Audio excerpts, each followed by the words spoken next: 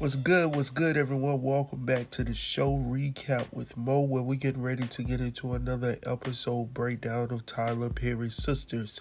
But before we get into this thing, make sure to like and subscribe to this channel so you don't miss shit and it that's going down, alright? So, of course, the episode we're getting ready to get into is episode number 10 of season 6, titled The Aftermath, alright? So, the synopsis for this episode goes as follows. It states that Maurice is willing to risk everything to save a friend, as Danni may have made a terrible mistake with Preston, as Zach is willing to put his relationship at risk in an effort to assist Karen. Now that we got that out of the way, let's go ahead and jump into this thing. Alright, so we kicked this episode off with Maurice and Logan. As we recall from the previous episode, Maurice went to go see Logan because he wants to take all the responsibility on himself and Q and nothing with, Sabrina's involvement, right? So he comes in and he has this elaborate story where he's trying to, say that he pretty much was the mastermind, but he pretty much told Q what to do and how to do it. So, of course, Logan is like, okay, well, what about the surveillance? Woo, woo, woo. Maurice is like, oh, there was some damn surveillance. And he was like, yeah, like you did a pretty good acting job. And he was like, oh, well, I took theater in school. Just when I thought Maurice was going to take this shit a lot more seriously, he proved me wrong, and he proves me wrong quite often now. I'm just not sure in which direction Tyler Perry is taking Maurice's, character or whatnot.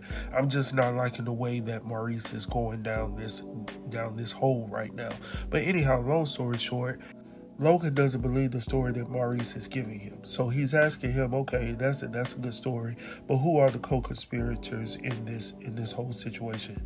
And Maurice is like, look, I don't know anybody else. He tries to show him a lineup of some people.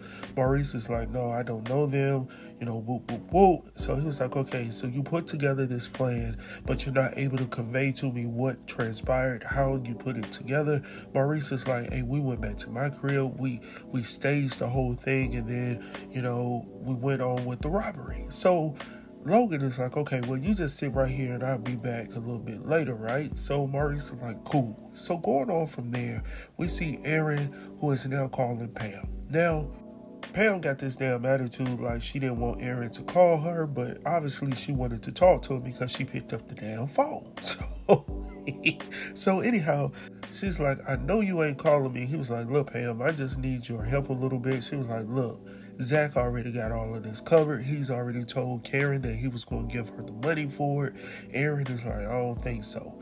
And she was like, okay, anyhow. So he's asking for a list of Karen's clients. So his thought is, hey, we're going to go ahead and get some volunteers to come over here and help Karen clean up her shop since she ain't got no damn insurance, which is hard for me to believe that you ain't got no damn insurance, but obviously it is what it is. She let it lapse. I mean, how you going to be a business owner and allow that shit to lapse like that? Anything can happen. But anyhow, so he got the volunteers. He wants the volunteers to come over. Pam is like, look, those women ain't going to do all of that. And she didn't use that word, but like he said, look, just give it a shot. And she was like, why are you trying to do this? This ain't going to help you get in good graces with Karen. Whoop, whoop, whoop. He was like, look, I just want to be able to take care of her. And he's still honestly trying to make this thing work with he and Karen. But he just don't know, like, it's over, bro. It's over. Well, I ain't going to really say it's over. This is Tyler Perry's world, so I'm not going to necessarily say it's over. But then Pam is like, look, because she ain't going to miss out on nothing, all right? She heard what he said when he said it, what he said. So she was like, so why you think Zach ain't going to give her the money? So he was like, look, I was over there yesterday and they got into this whole big argument. And she was like, who, Zach and Karen? And he was like, look, we ain't going to get into all of that. Why in the hell you bring it up, bro? If you ain't going to get into it and you know who in the hell you talking to Pam. Pam is she the meat of the street. All right? So if she know, everybody else knows. So why you even bring it up, Zach? Not Zach, Aaron. Why you bring it up, bro? See, you being messy, bro. Stop being messy. anyhow, going on from there, she agrees to, call some folks to see if somebody is willing to volunteer, even the men that work at the salon. I didn't even know she had some dudes at the salon. We learn something new every day. So anyhow, going on from there, we head over to Danni's crib, and we see she and Preston, they laid up. They obviously getting their work in, if you understand what I'm saying, all right? So anyhow, she was like, oh, you, what's going on? You give it up, ain't you? Like, you ain't got that stamina like you used to. And he was like, no, I'm just in awe of you and all this shit like that, throwing that game at her or whatnot. She was like, whatever. So anyhow, long story short, I was dead ass wrong. I thought, honestly, that Tyler Perry was going to have some for real shit in here when he's talking about Danni went down this road of no return, or she did something with Preston that was going to be, a big issue in this episode. And I was like, damn, like, for real? It's about some weed? Like, that was the big issue. So, I'm going to be honest with y'all. I felt like this part of the show was not really needed. If it was going to be part of the show, it could have been about 1 or 2 minutes long. I'm just being honest. I think this scene went on for too long, and the whole point of him going back and forth, either you're going to smoke it or you're not. It's not that hard to deal with. So like I stated before, I was dead ass wrong. But anyhow, like I stated, he went ahead and smoked the weed. And now Danni is regretting it because now old boy is saying things that ain't there. You know what I'm saying? So anyhow, long story short, let's go ahead and move past that one. Let's get into something a little more deep. So we're dealing with Calvin and Sabrina. Now, I'm going to be honest with y'all. When he came over, well, let me step back a little bit. When he calls her, she seems happy to hear from him. Like, this is the first time that I seen my boy in the friend zone call his friend, and she's happy to really see him like in a romantic type of way. You hear what I'm saying? Because I was feeling her vibe when she picked up the phone, when he said, hey, you need some company, what you doing? Like in that friend tone, but in more of a friend tone. You hear what I'm saying? So when she was like, I ain't doing nothing, I'm sitting up here watching TV or whatnot. So when he states to her, hey, you want some company? She was like, oh, okay, well, how long will it take for you to get over here? And then he was like, well, go ahead and open the door. She seems like, shit, all right. I'll try. She seemed like she was excited about Calvin being over there. So I was like, oh, shit. Like, is he about to be out of the friend zone? Like I said, I'm interested now. I'm trying to see where this is going. I know a lot of people don't like the whole Sabrina and Calvin situation, but I've been looking for couples on this show to make shit work. And it seems like out of all of them, Calvin and Sabrina, or Hayden and Tamara, but we'll get into that later. The ones that we are not expecting to have shit, they the ones making shit work. So, what else could I say? So anyhow, going on from there, they pretty much just chit-chat. They sit on the couch, and, she's overly concerned because she feels like it's not going to turn out well. And of course, they had this whole side conversation about Maurice, and their concern for how he's not taking it serious enough, as well as, Calvin even shares with her that, he said something that made him think about how Maurice responded. The way that he looked back at him made Calvin feel some type of way because he felt like he possibly could do something that he would regret. All right, so maybe we will get to that point in the next episode because I have my thoughts on that as well. So anyhow, going on from there, so Calvin was like, okay, well, what you want to do? She was like, well, I really don't want to watch no TV. I don't want to watch no commercials because it's depressing to watch the news and all the crime shows. So she's just anti-crime. She's anti-this and that. So he was like, well, what you want to do? So she was like, no TV, no internet, no none of that. And then she was like, well, and I was like, what else is left to do then, Cal? Oh man, I was cracking up at this part because I was like, okay, what we're gonna do? So when she started talking, he sit up on her, and I was like, oh, he about to go in on her because you see that in the preview. So I was like, shh. Now let me go ahead and say this real quick. Sister Brown, she fine, bro. That chocolate skin glowing like that in the nighttime. Look, there's nothing like a man. Listen, I see what Calvin was saying. I saw it, bro. I saw it. We'll have a whole side conversation about that. But anyhow, moving on from there, we head back over to Preston and Danni. Now, Preston is now going through something. I don't even know what he going through. Like, bro, you ain't know. I mean, what type of weed did she have for you to respond like this? Like I said, once again, this was another scene that was really not needed. If you wanted to show Preston and Danni building a relationship or building rapport, then maybe they could have played, some spades or something. You know what I'm saying? Instead of smoking weed, maybe he could have done something like that or played some dominoes and taught him some of the things that we love to do in our culture.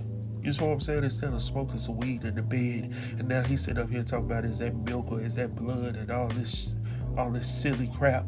Like, man, let's move on, man. So from there, we see Logan and Maurice. So Logan finally shows back up, and he was like, look, I spoke to the DA, and long story short, he's trying to offer Maurice a deal because he doesn't believe what Maurice is saying to be true, which he lied. We know he lied, but at the same time, Logan ain't trying to give up what he just gained. As we already know, he's already told Q, look, you ain't gonna mess up what I got going on. You need to get your shit in order because I just got a promotion off of this. So he thinking about himself at this point because if you recall in the previous episode, you could tell when Maurice brought him that information, talking about it was myself and Q, he was like, But he's still trying to pin it on Maurice because he can't mess up what he got going on with Q. I don't really think he cares about Q. He knows that he's the filth of the earth, but at this point, he's trying to save himself. All right? So he was like, look, you can take a plea deal as long as you give me Sabrina. Maurice is like, look, I already told you Sabrina didn't have nothing to do with it, which is factual. But Logan is like, look, I've already sold this to the DA. Like, it's you and Sabrina. If I come in with anything different, now I'm not a legal person at all, but I'm just understanding these are the facts. I'm quite sure that he's conveyed that information to the DA. The DA is trying to get them a deal to bring Sabrina in because that's what they've agreed upon. If it does not operate like that, then this potentially could backfire on Logan as well as on Q. I'm just saying that's what I'm assuming it is, all right? So going on from there, we see Karen, and she's on the phone with the doctor. Now, is she talking about the actual results that were supposed to be in the damn envelope that she forgot? That's what I'm assuming. But she was like, look, I'll come down there and get it. Because obviously they were going to send it to her by email or whatnot. But she was like, no, I'll come down there and get it or whatnot. So from there, she gets on the phone and she's singing. I didn't know she could hum a little bit. Y'all heard that little hum she had? So anyhow, she gets on the phone. She calls Pam. So when she calls Pam is like, what's good? She was like, where are you? She was like, I'm down at the salon. So of course Karen don't believe that. She was like, what you doing down at the salon? She was like, oh, we down here cleaning up. Who is we? Some of your clients. She was like, Pam, you got my clients down there working. Pam is like, look, we know your ass didn't have no damn insurance. Look, you should be happy that we down here working. Secondly, I need my damn job. I need my money so I can pay my rent. Listen, Karen, allow those people to do what they need to do to get you back up on your feet. Because you ain't doing it. And then she mentions that Aaron he put all this together. You know what I'm saying? And she was like, for real? So maybe there is some hope for Karen and Aaron, but who in the hell cares? Like at this point, we don't even know who the baby's father is. And quite frankly, I don't care who the baby's father is. It's going on for too damn long. Shit, I could be the baby's father as far as I know. I mean, you stick me in there. But anyhow, like I stated before, I don't know. I don't foresee anything coming from it. Maybe she gonna have a weak heart for him because he, called people up and, saved her a little money here and there. I don't know how much they can do with the fire damage. I mean, somebody gonna be coming out of pocket. So, who knows? But anyhow, going on from there, we see Fatima and we see Zach. Now, they over at Zach's crib, or should I say they crib, and, she done got up early and she was like, Zach, you up early? He was like, well, I got to be up early, dealing with you. And she was like, oh, you got jokes. And he was like, yeah, I got to keep my eye on you and whatnot. And I got to keep my eye on it too, bro. But anyhow,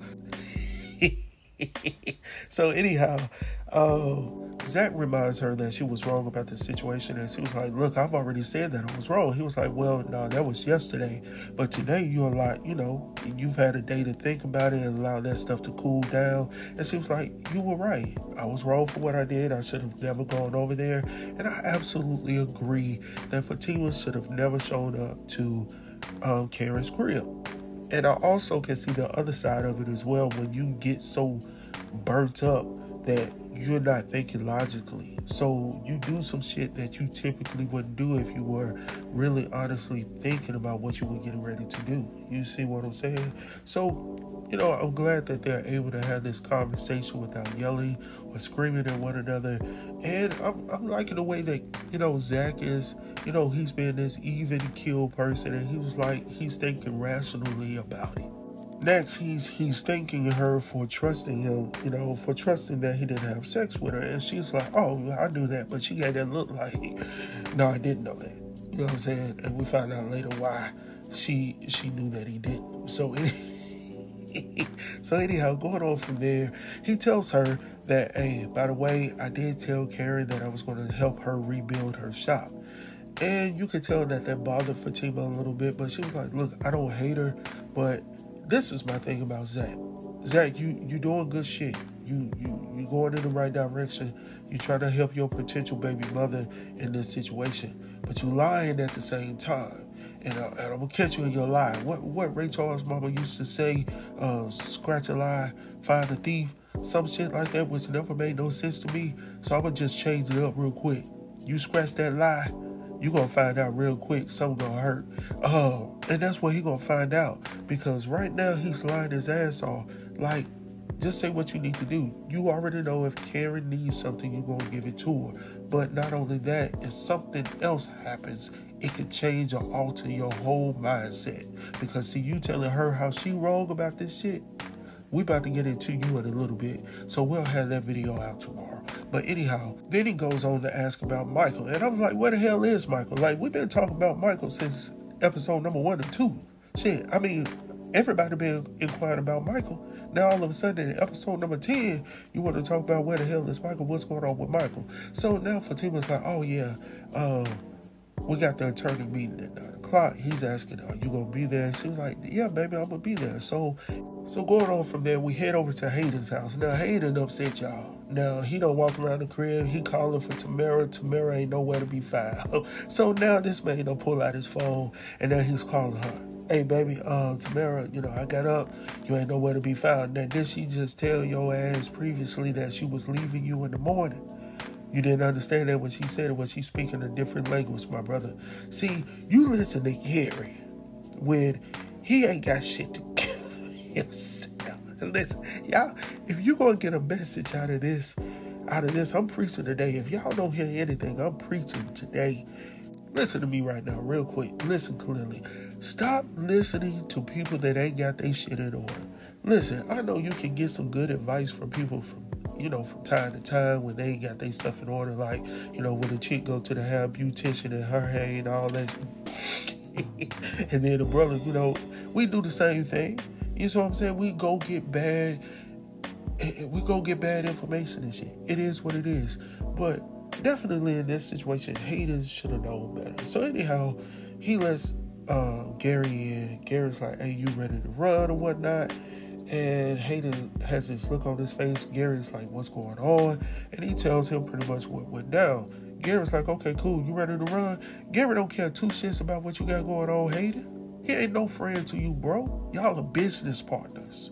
He saw you as an opportunity to will his way through the attorney's office, and that's what he used you for.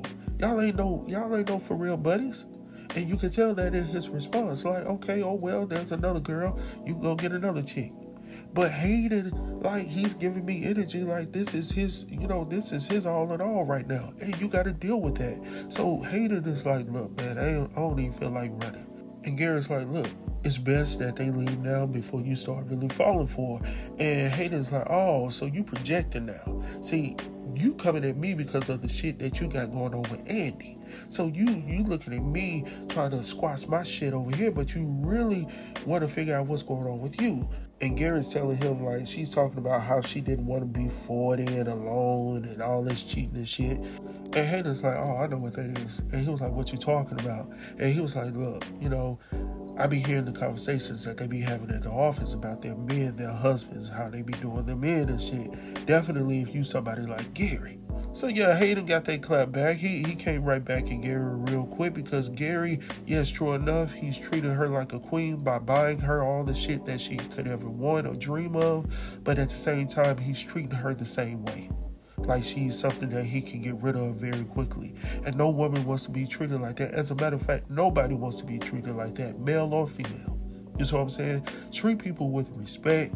People can enjoy that. Treat people like people. People got feelings. People got emotions. Do that and you will win. And you will win. For real. So then going on from there, Gary's like, okay, look, let's just go out for the run real quick. And then we can go to where she lives.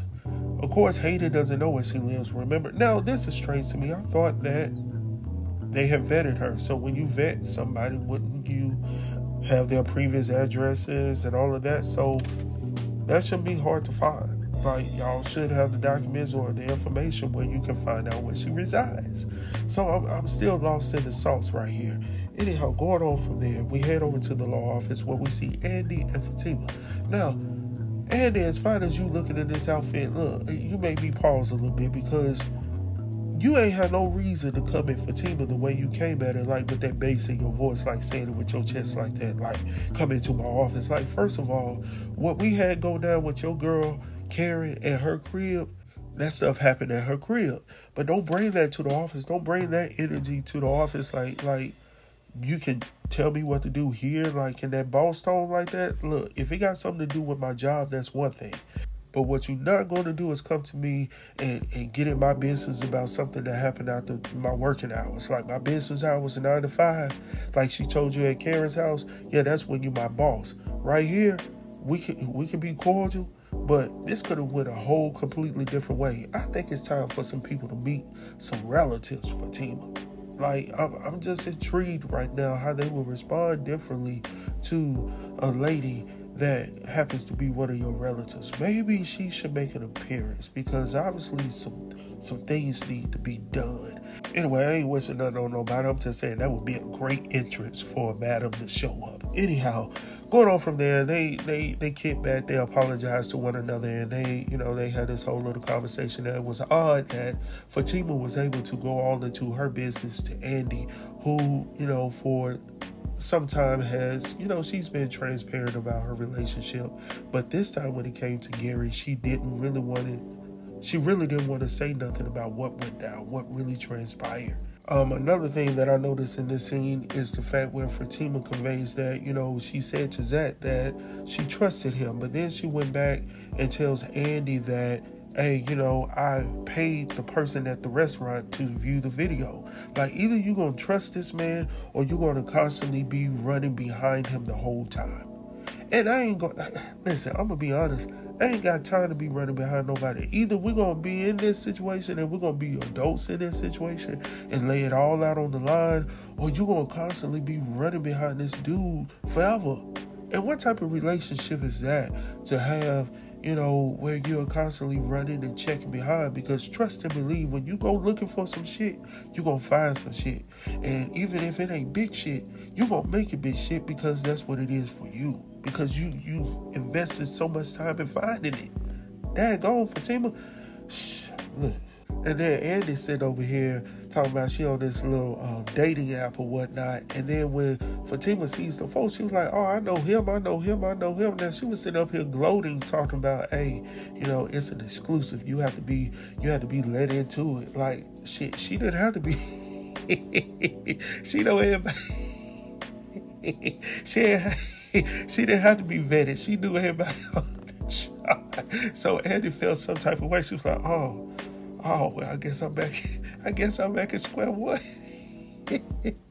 Anyhow, moving on from there, man. We see, what's his name? Calvin and Sabrina. So they waking up on the couch and Sabrina looking all relaxed and shit. She looking good, waking up, and he got his hand on her face and shit, looking at her. And, he was like, look, it was just nice to spend time with you. She enjoyed it as well. We just kicked the bobo all night, and, she enjoyed that. Sometimes, being intimate doesn't always involve physical. I've been preaching tonight. Anyhow, it doesn't always involve the physical. I had to learn that because my whole thing in my head was, if I'm giving her the physical, then I'm doing my job. As long as I got her throwing up gang signs and stuff in the middle of the night and she's sweating like she ain't had no water, I'm doing my job. You know what I'm saying? But I had to learn as I've gotten older. Sometimes you just want to talk. Sometimes you just want to be held. Sometimes you want to just, do nothing but look at the wall or the stars or whatnot and just spend time with your significant other. So in this case, if I was to rate this episode, I'll probably give it a 5 out of 10. All right, I'm gonna be honest. It was okay. It was a filler episode to me. There was nothing really for me to really hang my head on unless I was looking at the evolving changes in these relationships. But with that being said, let me know down below, what are your thoughts? What did you see in this episode that made you feel like, okay, I'm glad that they revealed that, or they revealed this? What were some of the things that you took from this episode, and what would you have liked to see in this episode? And what did you rate it? You see what I'm saying? So anyhow, as I always like to say, thank y'all so much for spending this time with me on Recap with Mo. We're going to go ahead and get into everything black. We're going to get into it. I got them coming on, as I told y'all previously. If y'all have yet to check out my weekly check-ins, that's where I'm actually talking about some of the new shows. And then, as I stated before, I'm actually working on my studio right now to give you guys a better presentation. So be on the lookout for that, as well as please like and subscribe to this channel so you don't miss nothing that's going on.